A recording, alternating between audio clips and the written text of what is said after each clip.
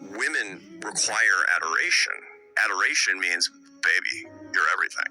I would literally take a bullet for you. You're insane for that particular person. Whereas men need admiration, which is basically, that is the largest gazelle I've ever seen that you just dragged into the cave, man. That's going to feed our family for 3. You're so big and strong. What guys need is just admiration. I need you to admire me more than anybody else admires me. And we're not egomaniacs, but these are differences that actually would get back to, I'm going to just take care of you and the kids forever, and I'm going to protect you because I adore you so much, and you're going to admire me for this. And again, I need to be admired. I mean, I do need to be adored as a husband and as a person and the whole thing. And so it's not that simple, but there's a lot to that. And so one of the things, guys will say, what's the secret?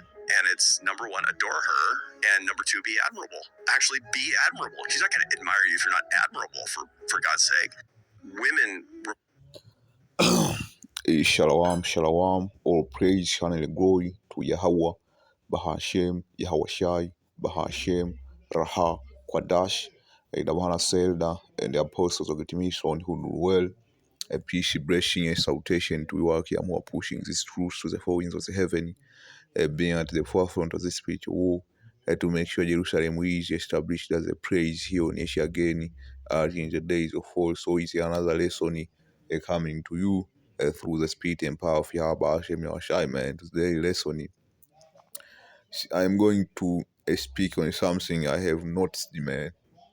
This Edomite, man, this as a nation, is a natural born simps, man. They are natural born simps, and this have to do with genetic, man.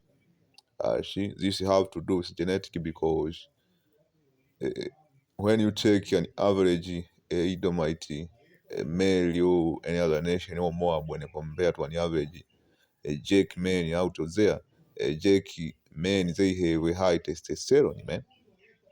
And a Jake have a tendency to check women. What you call in the West lady pilled is actually that's how a man is supposed to act. Everything is that which put somebody in a category that he is red pilled. That's how you are supposed to act as a man, man. That's normal. And how do you get red pilled with these women, man? By seeing your father dealing with women, because naturally Jake is polygamous. For example, over here in Africa, Jake is polygamous, man. I grew up in a society where somebody have 7 wives, somebody have 5 wives. And when you see him dealing with those women, you get red pilled. When you see your father dealing with your sister, you get red pilled. You see? And in the society where I grew up, when a daughter started guarding abroad, starting being a whore, what does the father do is he not only collects the daughter but also the mother, because it is believed that when a woman is a whore, when your daughter is a whore, you best believe your mother know. They even go further. The first day your daughter have sex and come back home, her mother knows, man. That's common knowledge among Jake. You see, the first time your daughter have sex, your mother know. You better believe that. That's why when a father reprimand a daughter for being a whore, they include the mother too.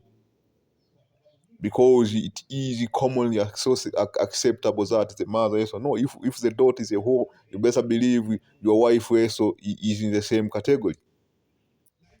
So seeing our elders, our father and our uncles deal with women like this, you get red pilled. You understand the female nature. Everything this alpha male strategy are teaching, that's the actual norm. That's how you are supposed to live as a man. You see, when I started watching this alpha male strategy and everything on YouTube, I learned only a few things because and that's because society have changed.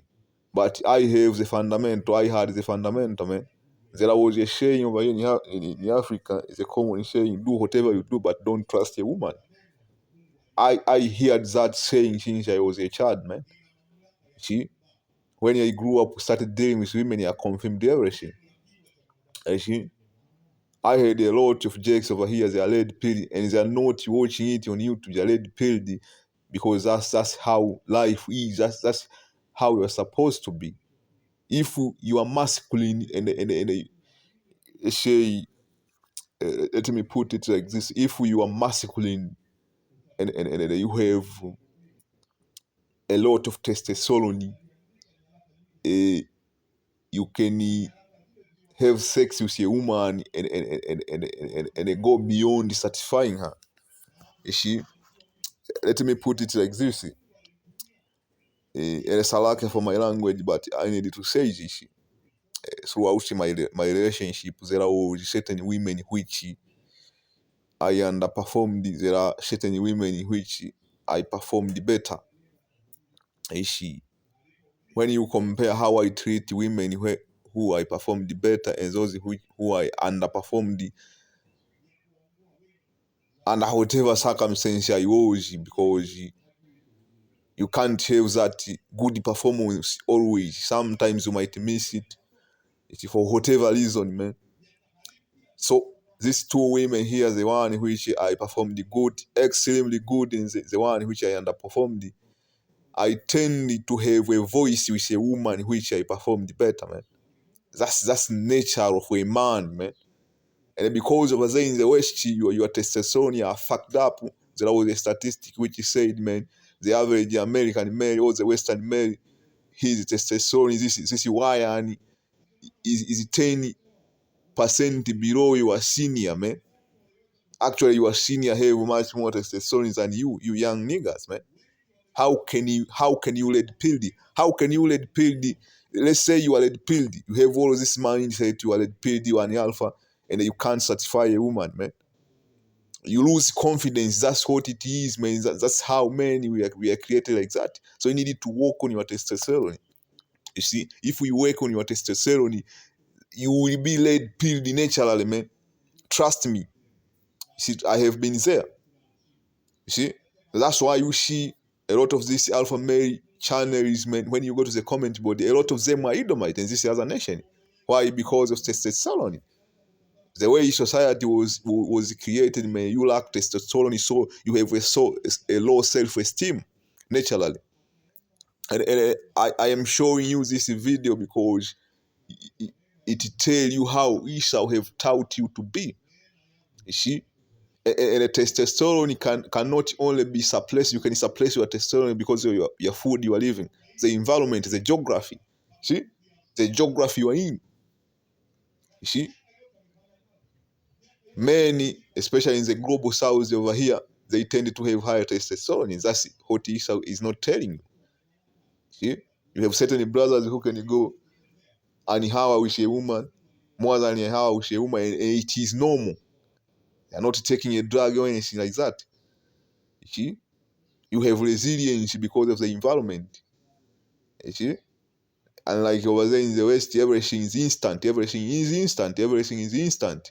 So you have trained your dopamine to have all of this dopamine hit. How are you going to last with a woman? How are you going to have high testosterone? Even if you have high testosterone, you are eating good, your dopamine is fucked up. You see, so in order for you to be able, all of this trait, this male trait, they depend on your whole range of factor, man. You see, not just your health, not just your mindset, man. You can have the mindset of being an alpha, but your testosterone is low. You underperform when you get a woman, man. You see, I'm not saying that it's necessary to have a woman. You might choose to not have a woman. But I'm just saying for the sake of us being men, we need a woman, man. You see? So this Edomite here, he don't know who he's talking about. And I hate this Edomite, the way they teach you how to treat a woman. That's not how a woman is supposed to be treated. Listen to this video. Everything he's saying, you need to do the opposite. Women require adoration. Adoration means, baby, you're everything. I would literally take a bullet for you. You're insane for that particular person, whereas men need admiration, which is basically, that is the largest gazelle I've ever seen that you just dragged into the cave, man. That's going to feed our family for 3. You're so big and strong. What guys need is just admiration. I need you to admire me more than anybody else admires me. And we're not egomaniacs, but these are differences that actually would get back to, I'm going to just take care of you and the kids forever, and I'm going to protect you because I adore you so much, and you're going to admire me for this. And again, I need to be admired. I mean, I do need to be adored as a husband and as a person and the whole thing. And so it's not that simple, but there's a lot to that. And so one of the things, guys will say, what's the secret? And it's number one, adore her, and number two, be admirable. Actually, be admirable. She's not going to admire you if you're not admirable, for God's sake. Women require adoration. So this is a book of Ecclesiastes 26 and 7. And evil wife is a yoke shaken to and fro. He that has hold of fire is salty. He held a scorpion. So this dude. Why did I pull a scripture talking about evil women? Because 99% of women in this modern society are evil, man. You see? If you go by the route of adoring her and everything like that, man, he will see you being weak. The women perceive you to be weak when you do this, what is this do they saying here? Of course, you are supposed to love your woman, but there is something known as hard love, man. You see? You provide love, but it is measured.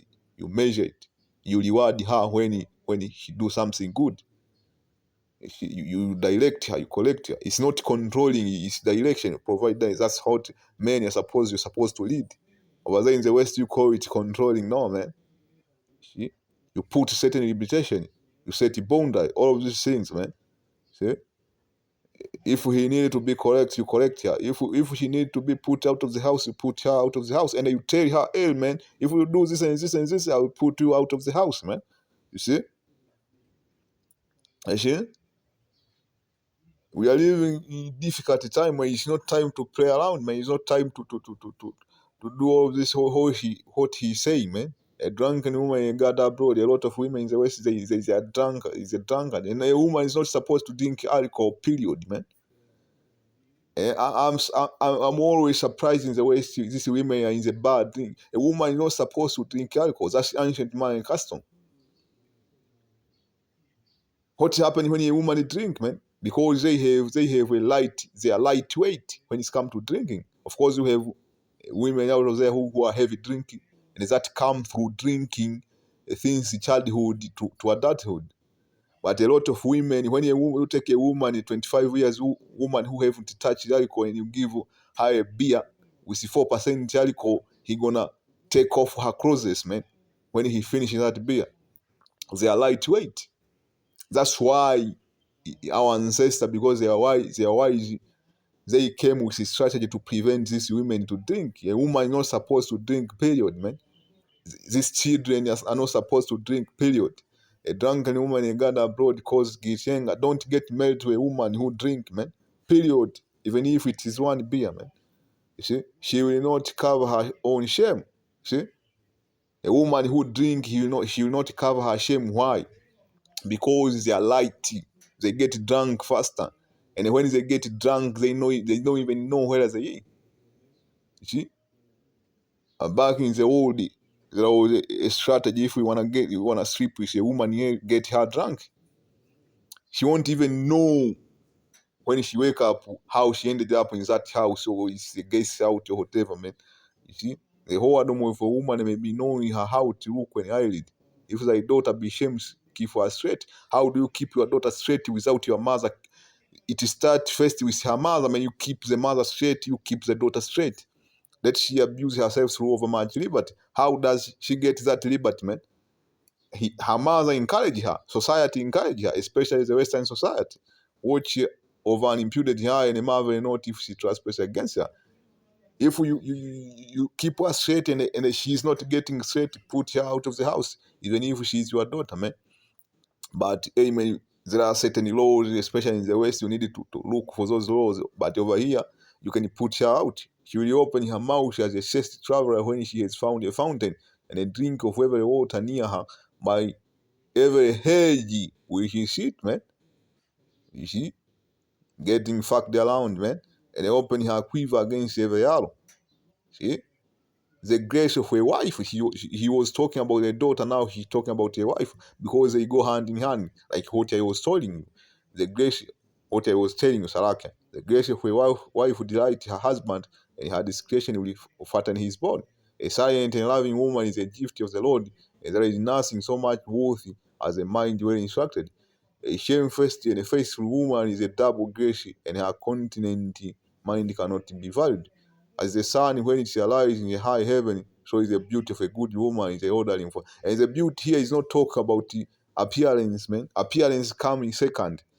We are talking about character here, a traditional woman. That should come first in your mind. And because Jack is a simple man, especially over here in Africa, Jack like light-skinned women, beautiful light-skinned women. And there's a problem, man.